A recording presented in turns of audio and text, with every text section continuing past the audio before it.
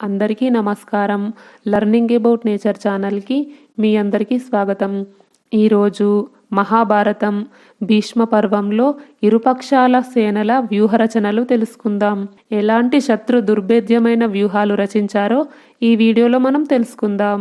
ఇరుపక్షాల సేనల వ్యూహరచన ఎలా జరిగిందంటే, ధృతరాష్ట్రుడు సంజయుణ్ణి అడుగుతున్నాడు. సంజయ, మానవులు, దేవతలు, గంధర్వులు, అసురులు పన్నే వ్యూహాలన్నీ భీష్ముడికి తెలుసు. అతడు మన 11 అక్షౌహిణుల సేనను వ్యూహంగా మలిచినప్పుడు యుధిష్ఠరుడు తన అల్ప సైన్యంతో అంటే తక్కువ సైన్యంతో ఎలాంటి వ్యూహం రచించాడు అని ప్రశ్నించాడు. అప్పుడు సంజయుడు ఇలా చెప్తున్నాడు. మహారాజా, మీ సేన వ్యూహాకారంలో సిద్ధంగా ఉండడం చూసి యుధిష్ఠరుడు అర్జునునితో, నాయన, శత్రువు కంటే తన సేన తక్కువగా ఉన్నప్పుడు దానిని ఒక చోటుకు చేర్చి కొద్ది దూరంలో ఉంచి యుద్ధం చేయాలని, తన సేన అధికంగా ఉంటే దానిని ఇచ్ఛానుసారంగా విస్తరించి పోరాడవచ్చునని బృహస్పతి చెప్పిన దానిని బట్టి తెలుస్తుంది. అల్ప సైన్యం అధిక సైన్యంతో పోరాడవలసి వస్తే దానిని శుచీముఖమనే పేరుగల వ్యూహంగా మలచుకోవాలి. మన సైన్యం శత్రువును ఎదిరించడానికి చాలా స్వల్పమైనది కనుక నీవు సరి అయిన వ్యూహాన్ని రచించు అన్నాడు. ఆ మాటలు విని అర్జునుడు, మహారాజా, నేను మీకోసం దుర్భేద్యమైన వజ్రవ్యూహాన్ని రచిస్తున్నాను. ఇది ఇంద్రుడు చెప్పిన దుర్జయమైన వ్యూహం. ఇది వాయువేగంలా ప్రబలంగా ఉండి శత్రువుకు దుస్సహంగా ఉంటుంది. యోధులలో అగ్రగణ్యుడైన భీమసేనుడు ఈ వ్యూహంలో మనందరికీ ముందుండి యుద్ధం చేస్తాడు. అతడిని చూడగానే దుర్యోధనుడు మొదలైన కౌరవులందరూ సింహాన్ని చూసిన అల్పమృగాల వలె పరుగులు తీస్తారు అని అన్నాడు. ఇలా చెప్పి అర్జునుడు వజ్ర వ్యూహాన్ని రచించాడు. సేనను వ్యూహాకారంలో నిలిపి అర్జునుడు వెంటనే శత్రువుల వైపు కదిలాడు. కౌరవ సేన తమ వైపు రావడం చూసి పాండవ సేన కూడా నిండుగా గంగానదిలా మెల్లమెల్లగా ముందుకు కదులుతూ కనిపించింది. భీమసేనుడు, దృష్టద్యుమ్నుడు, నకులుడు, సహదేవుడు, దృష్టకేతువు వీరంతా సేనకు ముందు భాగాన నడుస్తున్నారు. వారి వెనక విరాటరాజు తన సోదరులతో పుత్రులతో కలిసి ఒక అక్షౌహిణి సైన్యంతో వారిని రక్షిస్తున్నాడు. నకుల సహదేవులు భీముని రథానికి చక్రరక్షకులుగా ఉన్నారు. ద్రౌపది యొక్క 5 కొడుకులు అభిమన్యుడు అతని వెనుక రక్షకులుగా ఉన్నారు. ఈ అందరి వెనుక శిఖండి అర్జునుని రక్షణలో ఉంటూ భీష్ముని పడగొట్టడానికి సిద్ధంగా ఉన్నాడు. అర్జునుని రక్షిస్తూ వెనుక మహాబలవంతుడైన సాత్యకి ఉన్నాడు. యుధామన్యువు, ఉత్తమౌజుడు అతనికి చక్రరక్షకులుగా ఉన్నారు. కేకయరాజు, దృష్టకేతుడు, బలవంతుడైన చేకితానుడు కూడా అర్జునునికి రక్షకులుగా ఉన్నారు. అర్జునుడు రచించిన వజ్రవ్యూహం భయాతంకరహితంగా ఉంది. అది సర్వతోముఖమై చూడడానికి భయంకరంగా ఉంది. వీరుల ధనస్సులు మెరుపులా మెరుస్తున్నాయి. అర్జునుడు స్వయంగా గాంధీవ ధనస్సును చేతబట్టి దానిని రక్షిస్తున్నాడు. ఆ వ్యూహాన్ని ఆశ్రయించి పాండవులు మీ సేనను ఎదిరించడానికి సిద్ధంగా నిలుచున్నారు. పాండవుల చేత సురక్షితమైన ఆ వ్యూహం మానవలోకానికి సర్వదా అజేయం. ఇంతలో సూర్యోదయం అయింది. సమస్త సైనికులు సంధ్యావందనం చేయసాగారు.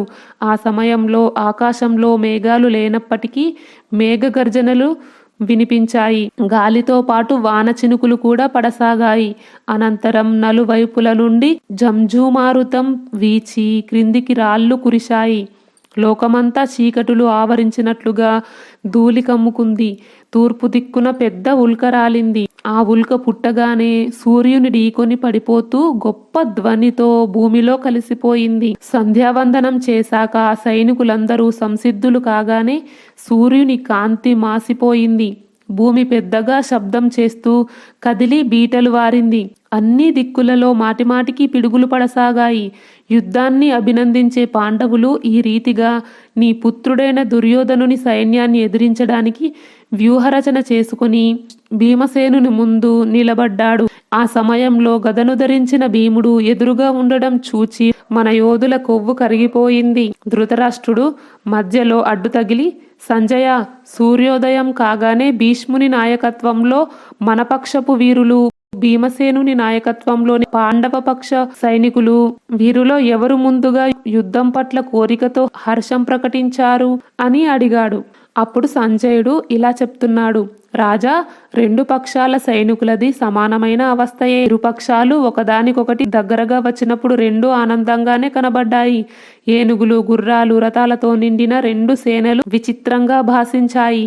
కౌరవ సేన పశ్చిమాభిముఖంగా, పాండవ సేన పూర్వాభిముఖంగా నిలుచొని ఉన్నాయి. కౌరవ సేన దైత్యరాజు సేన వలె, అంటే రాక్షస సేన వలె ఉంటే, పాండవ సేన దేవరాజు ఇంద్రుని సేన వలె శోభిల్లింది. పాండవుల వెనక గాలి వీస్తోంది. కౌరవ సేన వెనక మాంసాహార జంతువులు కోలాహలం చేస్తున్నాయి. భారత, మీ సేనా వ్యూహంలో 1,00,000 కంటే అధికంగా ఏనుగులు ఉన్నాయి. ఒక్కొక్క ఏనుగుతో పాటు 100 రథాలు, ఒక్కొక్క రథానికి 100 గుర్రాలు, ఒక్కొక్క గుర్రంతో 100 మంది డాలు ధరించిన వారు ఉన్నారు. ఈ రకంగా భీష్ముడు మీ సేనా వ్యూహాన్ని రచించాడు. ఆయన ప్రతిదినము వ్యూహరచనను మారుస్తూ ఉండేవాడు. ఒక రోజున మానవ వ్యూహం పన్నితే, ఒక రోజున దైవ వ్యూహం, వేరొక రోజున గాంధర్వ వ్యూహం, మరొక రోజున అసుర వ్యూహం పన్నేవారు. మీ సేనా వ్యూహంలో మహారథులైన సైనికులు నిండుగా ఉండేవారు. అది సముద్రం వలె గర్జిస్తూ ఉండేది. రాజా, కౌరవ సేన అసంఖ్యాకము, భయంకరము. పాండవ సేన అలా కాదు. అయినప్పటికీ శ్రీకృష్ణ భగవానుడు, అర్జునుడు నాయకులుగా ఉన్న ఆ సేనయే వాస్తవానికి దుర్దర్శమైనది, గొప్పది అని నా విశ్వాసం అన్నాడు. అప్పుడు సంజయుడు కొనసాగిస్తున్నాడు, భీష్ముడు రచించిన అభేద్యమైన వ్యూహాన్ని చూసి యుధిష్ఠిరుడు దుఃఖితుడై అర్జునునితో, ధనంజయ, పితామహుడు భీష్ముడు సేనాపతిగా ఉన్న ఆ కౌరవులతో మనం ఎలా యుద్ధం చేయగలం? మహా తేజస్వి అయిన భీష్ముడు శాస్త్రోక్త నియమాన్ని అనుసరించి చేసిన వ్యూహాన్ని భేదించడం అసంభవం. ఈయన మనను, మన సైన్యాన్ని సందిగ్ధంలో పడవేశాడు. ఈ మహావ్యూహం నుండి మనల్ని మనం ఎలా కాపాడుకోవాలి అని వాపోయాడు. ఆ తర్వాత శత్రుమర్దనుడైన అర్జునుడు, రాజా, కొద్దిమంది మనుష్యులు కూడా తమ కంటే బుద్ధిలో, గుణంలో, సంఖ్యలో అధికులైన వీరులను ఏ యుక్తితో జయిస్తారో నేను చెబుతాను వినండి. పూర్వం దేవాసుర సంగ్రామంలో బ్రహ్మదేవుడు ఇంద్రాది దేవతలతో, దేవతలారా, విజయం పొందాలని కోరుకునే వీరులు సత్యదయ ధర్మాలు ఉద్యమం ద్వారా విజయాన్ని పొందినట్లుగా బలపరాక్రమాల ద్వారా పొందలేదు. ధర్మాధర్మాలను, లోభాన్ని గుర్తెరిగి గర్వాన్ని విడిచి యుద్ధం చెయ్యండి. ధర్మం ఎక్కడుందో ఆ పక్షమే విజయం పొందుతుంది అని చెప్పాడు. రాజా, ఈ ప్రకారంగా చూస్తే యుద్ధంలో మనకు విజయం తథ్యమని మీరు కూడా గ్రహించవచ్చును. కృష్ణుడు ఎక్కడ ఉంటే విజయం అక్కడ ఉంటుందని నారదుల వారు అంటూ ఉంటారు. కృష్ణుని గుణాలలో విజయం ఒకటి. అది ఎప్పుడూ అతనిని వెన్నంటే ఉంటుంది. గోవిందుని తేజస్సు అనంతరం అతడు సాక్షాత్తు సనాతన పురుషుడు. కాబట్టి ఈ కృష్ణుడు ఎక్కడ ఉంటాడో ఆ పక్షానికే విజయం లభిస్తుంది. విశ్వంభరుడైన శ్రీకృష్ణుడు కూడా మీ విజయాన్నే కాంక్షిస్తున్నాడు. కాబట్టి మీరు దుఃఖించడానికి తగిన కారణమేదీ నాకు కనిపించడం లేదు అని ఓదార్చాడు. తదనంతరం యుధిష్ఠిర మహారాజు భీష్ముని ఎదిరించడానికి వ్యూహాకారంలో ఉన్న తన సేనను ముందుకు నడపమని ఆజ్ఞాపించాడు. అతని రథం ఇంద్రుని రథంలా సుందరంగా ఉంది. దానిపై యుద్ధ సామాగ్రి ఉంది. అతడు దానిపై బయలుదేరగానే అతని పురోహితుడు శత్రునాశనమగుగాక అని చెప్పి ఆశీర్వదించాడు. బ్రహ్మర్షులు, వేద పండితులు జప, మంత్ర, ఔషధుల ద్వారా అన్ని వైపుల నుండి స్వస్తివాచనం చేయసాగారు. యుధిష్ఠిరుడు కూడా వస్త్రాలు, గోవులు, పండ్లు, పూలు, బంగారు నాణేలు బ్రాహ్మణులకు దానమిచ్చి యుద్ధానికి బయలుదేరాడు. ధృతరాష్ట్ర మహారాజా, భీమసేనుడు నీ పుత్రులను సంహరించడానికి మహాభయంకర రూపాన్ని దాల్చాడు. అతనిని చూసి మీ యోధులందరూ కంగారు పడిపోయారు.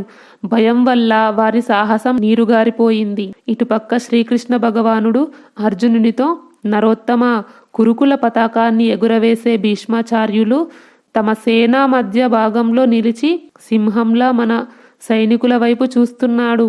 మేఘాలు సూర్యుణ్ణి కప్పివేసినట్లుగా ఈ సైన్యాలన్నీ ఈ మహానుభావుణ్ణి చుట్టుముట్టి ఉన్నాయి. నీవు ముందుగా ఈ సేనలన్నింటినీ చంపి తర్వాత భీష్మునితో యుద్ధం చేయాలని కోరుకో అన్నాడు. అనంతరం శ్రీకృష్ణ భగవానుడు కౌరవ సైన్యం వైపు చూపు సారించి యుద్ధ సమయం సమీపించిందని గ్రహించి అర్జునుని హితం కోరి అతనితో, మహాబాహు, శత్రువులను ఓడించడానికి యుద్ధం ప్రారంభించడానికి ముందు పవిత్రుడవై దుర్గాదేవిని స్తుతించు అని చెప్పాడు. వాసుదేవుడు ఇలా ఆజ్ఞాపించగా అర్జునుడు రథం నుండి కిందికి దిగి చేతులు జోడించి దుర్గాదేవిని ఈ విధంగా స్తుతించాడు. మందరాచల నివాసంగా కలిగి సిద్ధుల సేవలకు నాయకురాలివి అయిన పూజ్యురాల నీకు అనేక నమస్కారాలు. కుమారి, కాళి, కపాలి, కపిల, కృష్ణ, పింగళ, భద్రకాళి, మహాకాళి మొదలైన నామాలతో ప్రసిద్ధికెక్కినది నీవే. నీకు అనేక నమస్కారాలు. దుష్టులపై ప్రచండ కోపం చూపుతావు కనుక నిన్ను చండి అంటారు. భక్తులను కష్టాల నుండి తరింపజేస్తావు కనుక తారినివి. నీ శరీరం దివ్యవర్ణంతో శోభిస్తూ అతి సుందరమై ఉంటుంది. నేను నీకు ప్రణమిల్లుతున్నాను. మహాభాగా, నీవే సౌమ్యవు, మిక్కిలి రూపవతివి అయిన కాత్యాయనివి. నీవే కళారూపధారినివి అయిన కాళివి. జయ, విజయ నామాలతో విఖ్యాతి చెందినది నీవే. నెమలిపించం నీ ధ్వజం. అనేక రకాల ఆభరణాలు నీ శరీరానికి శోభను ఇనుమడింపజేస్తున్నాయి. త్రిశూల, ఖడ్గ, కేటకాది ఆయుధాలను ధరించి ఉంటావు. నందగోప వంశంలో నీవు అవతరించావు కనుక గోపేశ్వరుడైన శ్రీకృష్ణునికి నీవు చెల్లివి. గుణాలలో ప్రభావంలో నీవు సర్వశ్రేష్ఠురాలవు. మహిషాసురుని రక్తం ప్రవహింపజేసి నీవు సంతుష్టి చెందావు. కుశిక గోత్రంలో జన్మించావు కనుక నీవు కౌశిక అనే పేరుతో ప్రసిద్ధికెక్కావు. పీతాంబరధారినివి. శత్రువులను చూసి నీవు అట్టహాసం చేసినప్పుడు నీ ముఖం చక్రంలా ఉద్దీప్తమై ఉంటుంది. యుద్ధం నీకు మిక్కిలి ప్రీతి. నీకు అనేక నమస్కారాలు. ఉమా, శాకాంబరి, శ్వేత, కృష్ణ, కైటభనాశిని, హిరణ్యాక్షి, విరూపాక్షి, సుధూమ్రాక్షి మొదలైన అనేక నామాలు ధరించిన దేవి నీకు అనేక ప్రణామాలు. నీవు వేదాలకు శృతివి. నీ రూపం అత్యంత పవిత్రం. వేదాలు, బ్రాహ్మణులు నీకు ప్రియమైనవి. జాతవేదుడైన అగ్ని యొక్క శక్తివి నీవే. జంబు, కటక మందిరాలలో నీ నిత్య నివాసం. సమస్త విద్యలలో బ్రహ్మ విద్యవు. ప్రాణులలో మహానిద్రవు నీవే. భగవతి, నీవు కార్తికేయుని తల్లివి. దుర్గమ స్థానాలలో నివసించే దుర్గవు. స్వాహ, స్వద, కళ, కాష్ట, సరస్వతి, వేదమాత, సావిత్రి, వేదాంతం ఇవన్నీ నీ నామాలే. మహాదేవి, నిన్ను నిర్మల చిత్తంతో స్తుతించాను. నీ దయ వలన ఈ రణభూమిలో నాకు ఎల్లప్పుడూ జయము కలుగుగాక. తల్లి, నీవు ఘోరారణ్యాలలో, భయంకరమైన దుర్గమ స్థానాలలో, భక్తుల ఇళ్లల్లో, పాతాళంలో కూడా నిత్యము నివసిస్తూ ఉంటావు. యుద్ధంలో దానవులను ఓడిస్తావు. నీవే జంభనివి, మోహినివి, మాయవు, హ్రీ, శ్రీ, సంధ్యవు, ప్రభావతివి, సావిత్రివి, జననివి, తుష్టి, పుష్టి, ధృతి, సూర్యచంద్రులను ప్రకాశింపచేసే కాంతివి కూడా నీవే. ఐశ్వర్యవంతుల విభూతివి నీవే. యుద్ధ భూమిలో సిద్ధచారణులు నిన్ను దర్శిస్తారు అని అర్జునుడు యుద్ధానికి ముందు దుర్గాదేవిని స్తుతించాడు అని సంజయుడు చెప్తున్నాడు. రాజా, అర్జునుని భక్తిని చూసి మానవులపై దయ చూపే దేవి శ్రీకృష్ణ భగవానుని ఎదుట ఆకాశంలో ప్రత్యక్షమై, పాండునందన, నీవు కొద్ది రోజులలోనే శత్రువులపై విజయాన్ని పొందుతావు. నీవు సాక్షాత్తు నరుడివి. నీకు నారాయణుడు సహాయకుడు. నిన్ను ఎవరూ ఆపలేరు. వజ్రధారి అయిన ఇంద్రునికే నీవు అజేయుడవు. ఇక శత్రువుల మాట చెప్పేదేముంది అని పలికింది. వరదాయిని అయిన ఆ దేవి ఇలా చెప్పి క్షణంలోనే అంతర్ధానమైపోయింది. వరాన్ని పొందడంలో అర్జునునికి విజయం గూర్చి నమ్మకం కలిగింది. అతడు తిరిగి రథం ఎక్కాడు. కృష్ణార్జునులు ఒకే రథంపై ఎక్కి తమ దివ్య శంఖాలను ఊదారు. రాజా, ధర్మం ఎక్కడ ఉంటుందో అక్కడే ద్యుతి, కాంతి ఉంటాయి. ఎక్కడ లజ్జ ఉంటుందో అక్కడే సంపద, సుబుద్ధి ఉంటాయి. అలాగే ఎక్కడ ధర్మం ఉంటుందో అక్కడే శ్రీకృష్ణుడు, ఎక్కడ శ్రీకృష్ణుడో అక్కడే విజయము ఉంటాయి. వచ్చే వీడియోలో 2వ రోజు యుద్ధంలో కౌరవులు, పాండవులు ఎలాంటి వ్యూహాలు రచించారో తెలుసుకుందాం. ఈ వీడియో గురించి మీ అభిప్రాయాన్ని కామెంట్ బాక్స్లో తెలియజేయండి. ఈ వీడియో నచ్చితే లైక్ చేయండి, షేర్ చేయండి. లర్నింగ్ అబౌట్ నేచర్ ఛానల్ని సబ్స్క్రైబ్ చేయండి. బెల్ ఐకాన్ గుర్తుపై క్లిక్ చేయండి. ఇంతవరకు ఈ వీడియో చూసినందుకు మీ అందరికీ ధన్యవాదాలు. సర్వే జన సుఖినో భవంతు. కృష్ణార్పణం.